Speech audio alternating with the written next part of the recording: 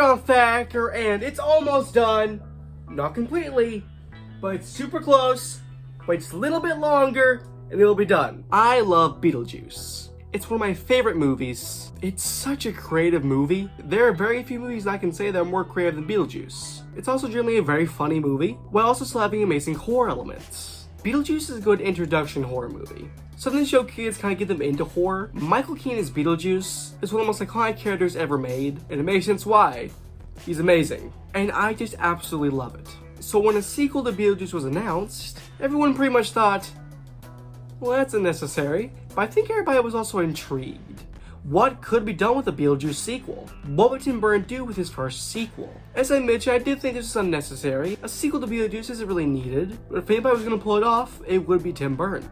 36 years after the events of Beetlejuice, after an unexpected family tragedy, 3 generations of the Deetz family return home to Winter River, still haunted by Beetlejuice. Lydia's life is turned upside down when her rebellious teenage daughter Aslyn discovers a portal to the afterlife, while Beetlejuice faces his own problems with his ex-wife's return. With an array of characters and situations, both the human world and the afterlife are sent into madness. So now you've seen Beetlejuice Beetlejuice.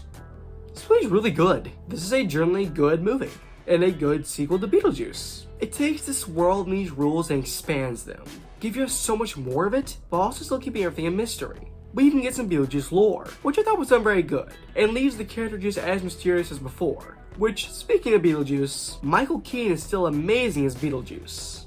It does not feel like he has not played this role in 36 years. Beetlejuice feels exactly the same as he did in the original movie, and to no one's surprise, he gives the most laughs. And all that I said about Beetlejuice can apply to the rest of the returning cast. Winona Ryder, Catherine O'Hara, they are fantastic. Their characters still feel the same, but have gone through a reasonable amount of character development. The new cast is also fantastic. Willem Dafoe, who plays a detective of the afterlife, gave me quite a few good laughs. Jenna Ortega, who plays Astrid, is also a very lovely character. I saw a lot of people say they were afraid that she was going to play Wednesday again, but she's not. This character is very different from Wednesday.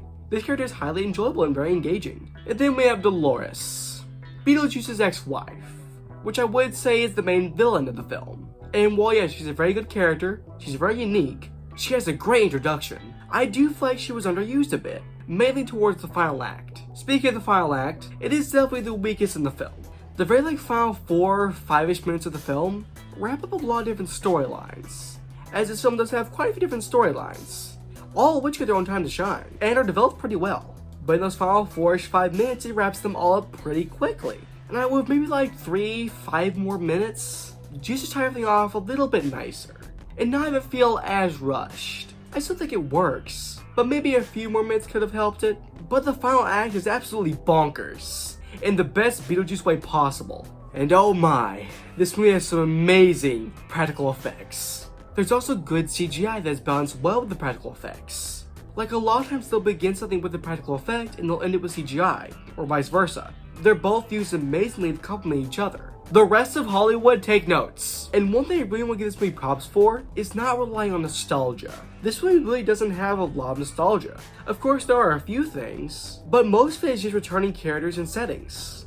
And when you're a sequel to a 36-year-old movie, that's going to kind of happen. You're going to feel nostalgia. But it really doesn't feel like it's trying to be nostalgic. This movie is also pretty funny. It gave me a few good laughs, although I will say I laugh more internally than I did out loud. But I would still say it's funny. And one thing that I was really worried about this movie is that it was going to tone down the horror, kind of dirty, dark humor. Because I know a lot of people that consider Beetlejuice to be a family movie, which I wouldn't disagree with. But I was afraid, since it has kind of that reputation, that it would lead more into that. But Beetlejuice Beetlejuice doesn't do this at all. In fact, since it's PG-13, while the original is PG, I actually think it's a bit more violent and bloody than the original. But not too much. Families will be able to watch this movie just fine. It just overall has that very creative Tim Burton feel that only he can give to a movie. The music by Danny Elfman is phenomenal. It has some of the same music from the original, but also has a lot of new unique music. It's all just fantastic. Overall, I loved Beetlejuice Beetlejuice. And if you like the original, then you'll probably like this one. I highly recommend it.